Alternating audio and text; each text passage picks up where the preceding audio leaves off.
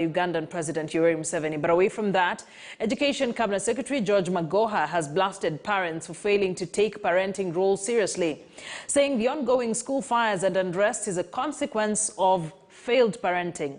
Meanwhile, education stakeholders and experts say the only way to find a lasting solution to the recurrent school fires and indiscipline is through collaboration between learners, teachers, and parents. The recent school fires and other indiscipline cases in the majority of public secondary schools has affected not less than 20 schools.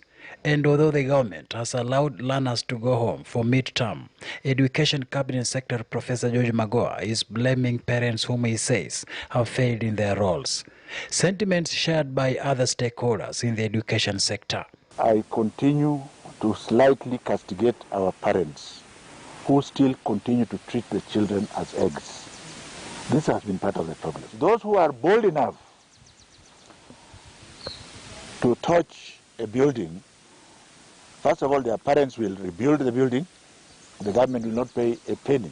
If every parent sat their daughter or son down and told them, son, daughter, the moment you do a foolish thing in school, you will be on your own. Those children will think twice before they do what they are doing.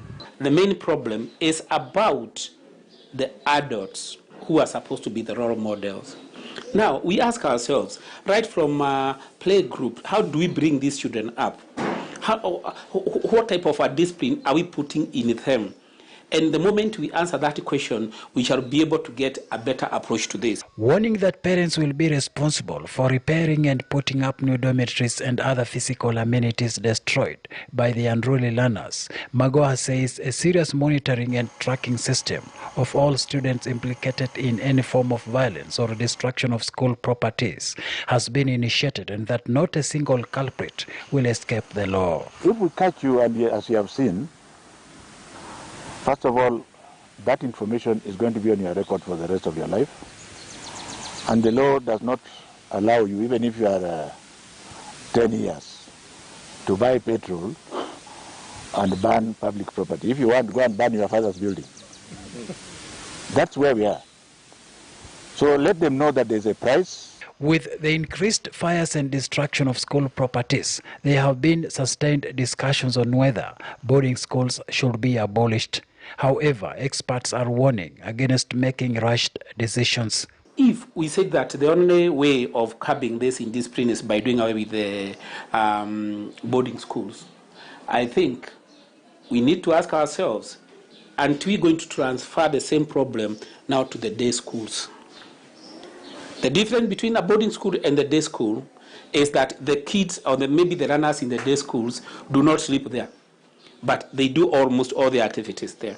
The recent case of school arson and destruction of properties have seen some learners implicated arrested and charged in the court of law. Meanwhile, in what appeared like the government's clever move to diffuse the growing tension in schools, the Minister of Education hurriedly commissioned mid-term holidays, which will start on November 19th through 23rd. Considering the introduction of mid-term was an afterthought, a section of stakeholders have been quick to warn against the move, arguing it could embolden the wayward learners. Under the revised school calendar, second term is supposed to run for 11 weeks, beginning October 11th through December 23rd. Shadrach Miti, KTN News. Back to that report, as earlier promised, as the conflict in Ethiopia hits fever pitch, Ugandan President Yoweri Museveni has called on East African